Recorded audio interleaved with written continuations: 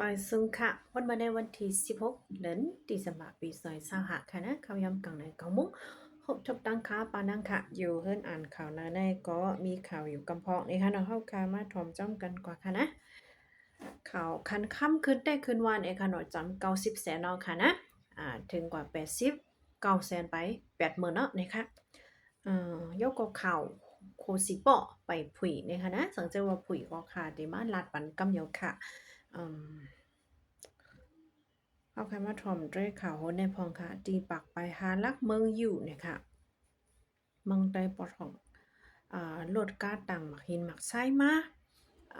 มันปลิกมันมาป่องเฮเลก็มาผ่าสัญญาต่อโป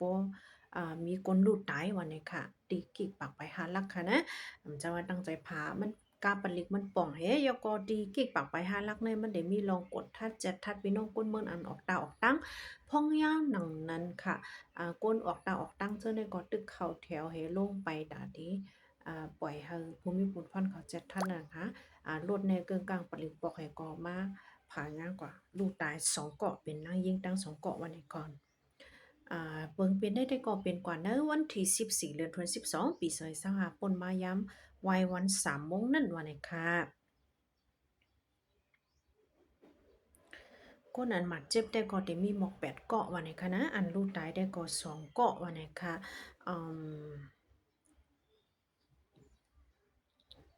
มันเป็นตีโล่งลอยมาเนี่ยค่ะนะปลิกมันป่องให้ก่อเลยเป็นเพกกึ่งกลางกว่านั้นขนาดเนาะอันนี้ก็อ่าเรียกว่าหลากหลายแต่นังกับค่ะสืบเสียก็เฮาคามาถอมด้วยทางข่าวเนี่ยค่ะซึกมันว่ากองเกี่ยวกันตั้ง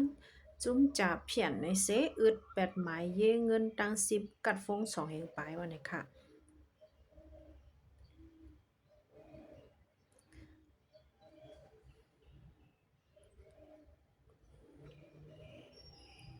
อีเนอการเพียวมวยซุ่มจับฉันในเสซึกมันยึดเมืองอึด8หมายเยเงินแป้งอะคาค่ะนะปั่นสาอุกนั่นขนาดเนาะอันก็ผุยไว้เนยเยเงินเมืองหุบตุมยามาตาปาก40ปลายเก่าอันและซิมกัดนะคะซิมกัดฟงค่ะนะอันสารได้ฟงตาซองเฮง3ปากอันเสื้อเกี่ยวข้องกับด้านการหลอกเงินกินเนอออนไลน์นั่นว่าเนี่ยค่ะ ในวันปังซับแจงข่าวนั่นผู้ก้อนปลิกเมื่อโฮมตุ้มโจเล่นลัดกว่าว่าการหลอกเลียนกินเงินตั้งออนไลน์ในเป็นเนอ Facebook Telegram และ TikTok เจอในจับชาในเจ้าหมายฟงอันต่างหมายฟังปลอมนั่นเสเปิดไว้มีดังน้ำย้อนนั้นฝ่ายเฮาและอึดปิกแปดหมายฟงตาซองเฮ3ปากลูกปลายาวหมายเยเงินเจอกองก่ายจอมหมายโฟนและกันหลอกเลียนกินเงินตั้งออนไลน์เจอในตึกสืบกดทัดไว้อยู่อันตีและอึดแปด ก็มีอยู่ทางตั้งน้ำมาในค่ะแต่เอาเลื่อนตีสิมปาวงที่2มาในซึ่งมันยึดเมืองโอมอุบกันตั้งตัวเตี้ยนลงปองจึงเมืองเขเมืองไทยเสอุบโอขอดพอดจุ้มเพียวมวยกาจับยานถึงขักตอนเจอจัดมาในค่ะตาคอดพอด National Anti Scam Center ในก็ซึกมันยึดเมืองอันเจอเงินอันมีเนื้อปีการเงิน226 227ในกว่าวันในสีตาเดเจอที่ตั้งนำกาหืนในได้ก็ไปแล้วหูย่อยแต่ต่อการเพียวมวยจุ้ม เหตุการณ์หลอกเงิน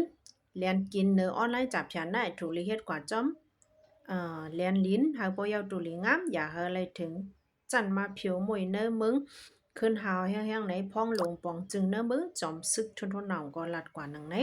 แต่เลื่อนที่สัมปาวงที่2มาในซึกมันยืดเมืองหุบคบอุบกันตั้งตูแต้นพ้องลงปองจึงเมืองแขเมืองไทยเสอุบโอขอดพอดจุ้มเพียวมวยการจับฉันถึงคักตอนเจอจัดว่าไหนค่ะ ในก็มันเป็นทางหูหนึ่งอันเฮาค่ะอำไปแล้วหูย้อยมันมานั่นเมืองว่าได้ก็คาไลลูกว่าเป็นกำพองเหี่ยวหนังเก่าค่ะเนาะได้ก็มีรองตั้งหนังในค่ะสืบเสียก็มาถอมด้วยแทงข่าวอ่VOM พ้องค่ะเมืองไทยและเมืองกัมพูชาในปังตึกก็ยังตึกสืบเปลี่ยนอยู่ว่าไหนคะนะ คนไทยดังนำตั้งหลายในก็กึดคำไว้เนอมึงกัมพูชา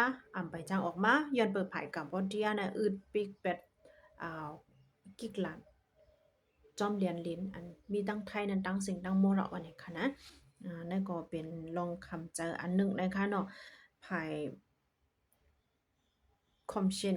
ย้อนน้องค่ะอ่านข่าวมันนำหนาและ ความสินซึกมันได้จับซบไปละเมื่อเร็วเป็นรองไทยดังกัมพูเจียในวันเสาร์ป่นมาในภายดงบางจึงไทยเขาไหลซุ่มภายซึกหารไทยไหลซุ่มแบบซึกหารตกซุ่มกว่าทางสีเกาะในปางตึกว่าในค่ะ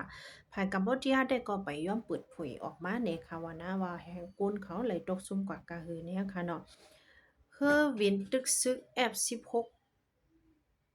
ของตักซึกซึ่งไทยแต่ก็กว่าปล่อยเสอโฮงแฮมและโฮงก่อก่ายอันอยู่ยำว่าเป็นตีก้อนชิ้นตรนจอมเรียนลินเจอร์ในภายกัมพูชาสิและเฮ็ดให้เป็ดโค1อันโรงเรียนแล้วก็อันที่เขายุ่มยำว่าเป็นที่อองปังเซาภายกัมพูชาเขาเฮ็ดตีก้อนชิ้นตรนเจอนั่นว่าไหนคะเนาะภายศึกไทยได้ก็ลาดว่าลูกตายมาในถึงกว่า19ก้อยว่าไหนคะนะภายศึกหันหรือนั่นก็มีทาง2ปาก70ปลายในค่ะเลยครับตั้งวัดเจ็บและตึกยศยาตัวไว้อยู่นั่นเจานั้นก็ป้ากนเมืองตา6เกาะว่าไหนคะนะภายกับบ่เตียได้ก็กนเมืองลูกตายอ่ำย่อม11เกาะ59เกาะเลยครับลองมาเจ็บว่าไหนค่ะอันนี้ก็ไปเย่าบางตึกๆได้สืบเป็นอยู่ว่าไหนคะนะยังก็มีดังข่าวชื่อพิมพ์ขึ้นมาค่ะนะตีเมืองกุดในภายคมเสียนซึ่งมันเขาแถมแห้งซึกแล้วก็โทษซึกข่าวหลายป่าหลายภายในค่ะเนาะเมื่อว่าในอันคาไลรู้ก่อนนั่นแต่ก็เป็นข่าวอันเขาลูกภายดังตึงเวงหรือสีจีเขาโทเขากว่าดังเจเวงตะเป็งจินและใส่เวงเส้นกูอันยาหมักปล่อยและเป็นปังตึกข่าวแห้งอยู่มาแล้วแน่ย่ำต่อเหลียวในซ้ำอันคาเตอันในซ้ำเป็นภายคอมชินซึ่งมันเขาลูกไผ่ปังอู้น้องเคียวเฮียก็โทษซึกเขาว่าทั้งเวียงเมืองกุดเนี่ยค่ะนะแต่ได้ไล่ขึ้นเวียงเมืองกุดเขาได้เพียวล่างแปดจุ่มยิบกองกลางไผ่ลูกพื้นเจ้าเนี่ยอันนี้มีอยู่หิมหอมเจ้านั่นนะคะเนาะย้ำต่อเหลียวภายในก็แถมแห้งซึกตั้งนำตั้งหลายก็เข้ากว่าอยู่ที่ๆวันไหนค่ะเมื่อว่าในเพียวกับที่วันล็อกลงวันเลจี้นะคะนะหรือนั่นก็ไผ่ตั้งวันลอยเลี้ยงวันเต่านี่เนี่ยก็แถมเอ็นแห้งซึกไว้ตั้งนำตั้งหลายเนี่ยค่ะในวันเมื่อวานได้เป็นปังตึกกันอยู่ตั้งอันไผ่ตับลูกซึนย้อนนำค่ะตับลูกพึ่นเขา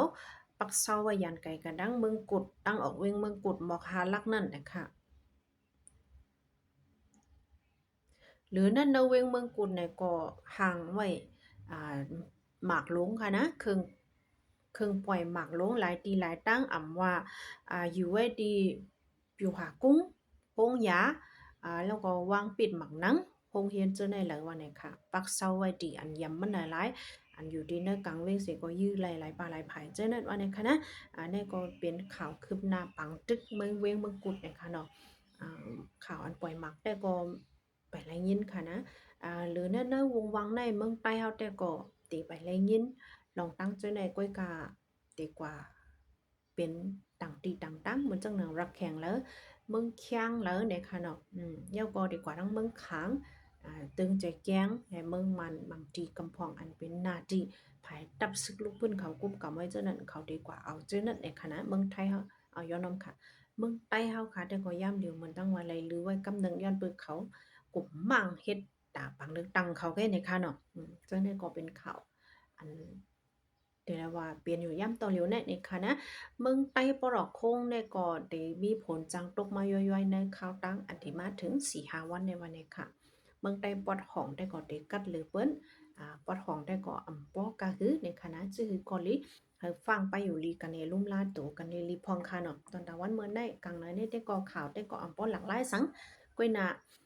มาอ่านมารู้ปันถ้าพี่น้องเขาเลยทอมกว่ากำพองก็ได้เปิดถ่อมอยู่นั่นขนาดนะเฮาค่ะจะคอยมาฮบทบกันแทงค่ะย้อนสู้หาพี่น้องเฮาเขาอยู่ลีเกียนวันกันเย็นแคมป์3มังมีลีเป็นลอดเพกันกุดิกุตังกูก็กูกวนเสกันค่ะไม่สุงค่ะ